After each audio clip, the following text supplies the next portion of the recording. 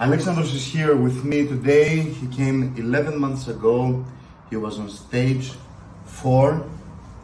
All this area here was bald. I will show you pictures with the hair combed backwards that show that it was quite a large area that was bald or very thin. So we proceed to a 1 day 2,500 grafts. You see this is super dense packing with a density above 40 per square centimeter.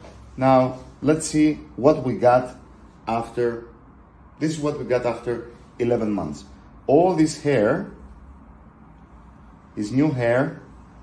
He likes it long, so it's even more even denser. It looks even denser with longer hair. Come closer and see.